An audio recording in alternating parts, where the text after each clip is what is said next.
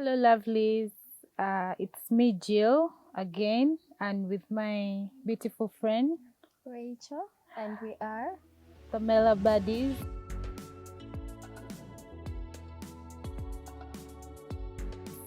So, we are here. We've been treated to spa by Mela Beam, and it has been really a great feeling, a very nice experience here. You can see we are all at ease, we are feeling good. So, we are here today to talk about sisterhood, not just sisterhood, but a beautiful sisterhood, a beautiful relationship with your sister, with someone you call your sister. These days, sisterhood is not like, it doesn't have to be like a blood connection. Someone who is close to you, who shows up to you, like who does who does you good, who comes when you have troubles. The person is always there for you. That's a sister. Literally, me and Raquel, we are sisters. We've been childhood friends since we were young. Yeah, that's Yeah, true. so yeah, from then up to now. But it doesn't mean that we don't fight. We fight a lot. We fight a lot. And we fought last week, by the way. We fought last week. Yeah, So that was our most we fresh fight a fight. lot, but when you have a sister, you always find your way out of all those troubles. Your sister checks on you, your sister buys for you nice things. When you fight with your sister, you find a way of resolving things. That's how beautiful sisterhood is supposed to be. And now relating it to Mela Beam, Raquel as my sister, she saw I was struggling with my skin, and because she loves me that much, she introduced me to Mela Beam, and now we are here testifying. Isn't that beautiful? Yeah. So we really don't choose our relatives, yeah, but we can choose our friends. So Jill here is my friend, but she's also my sister. Because you can have a sister that you're actually not friends with. You can't discuss things with them. You're not open to them. You feel like they have a vendetta against you, but well, and we fight a lot, like she said, but our eyes are always on the prize. So, in my view, I think sisterhood, female friendships are complicated, but a healthy female friendship comes from two people being intentional, very intentional.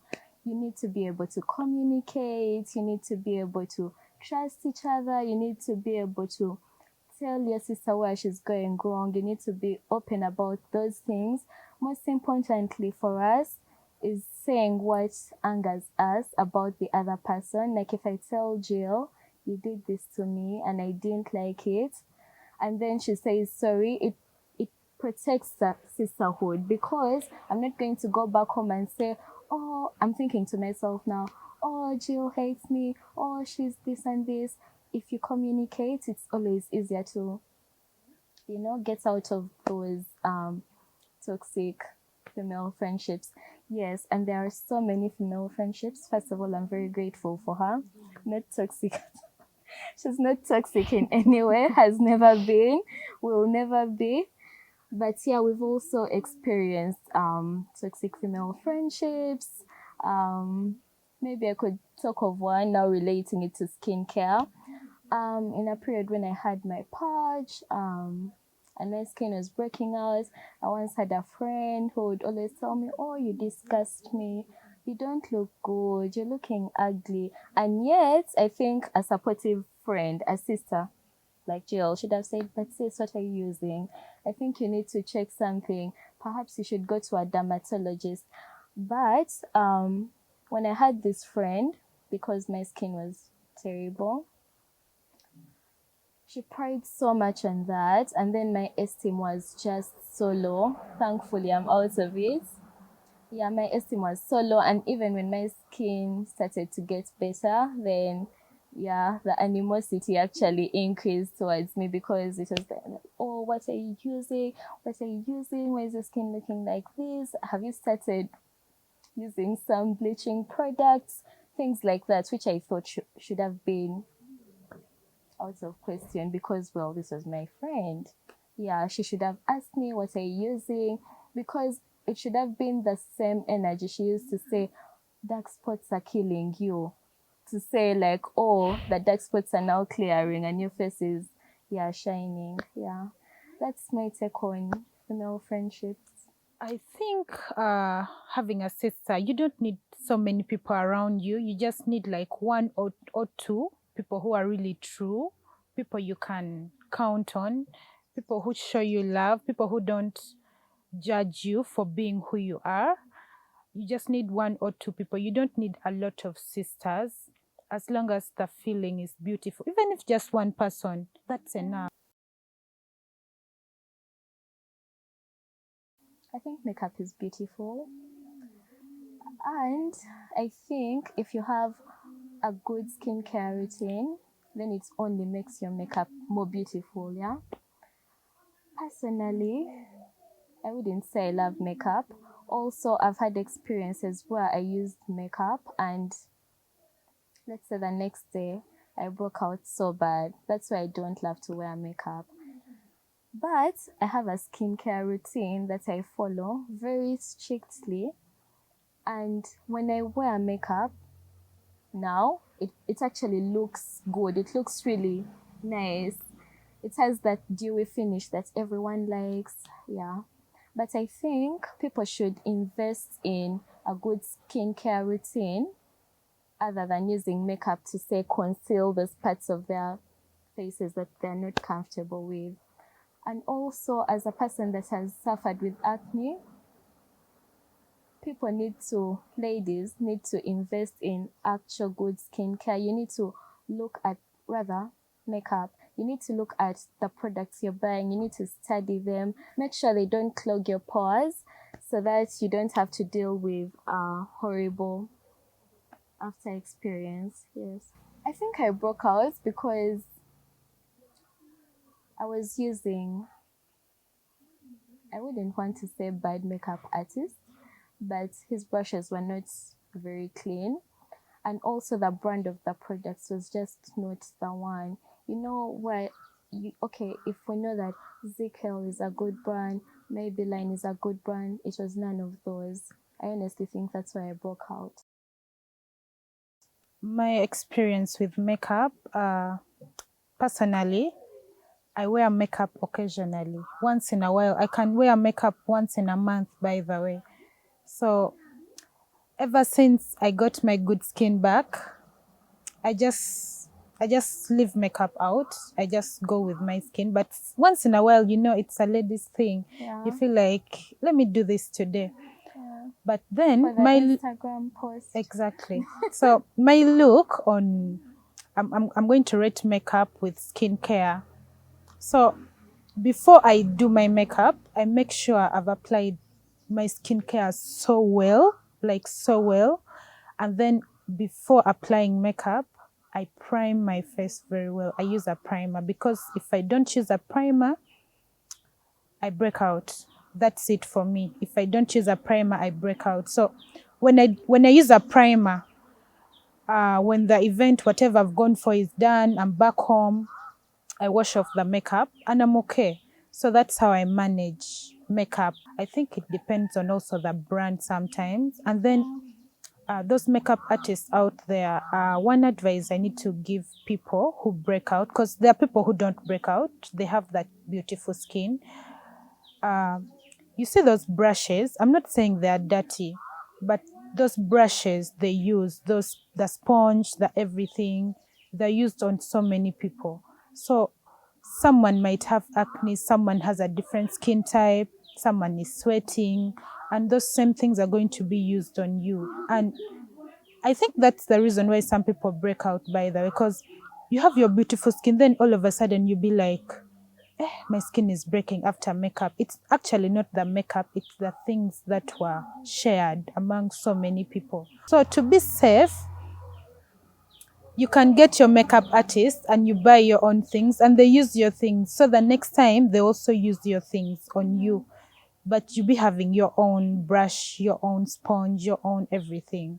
So yeah, that's my take on makeup and skincare. Ever since I started using the skincare products, I've never done like a very serious facial.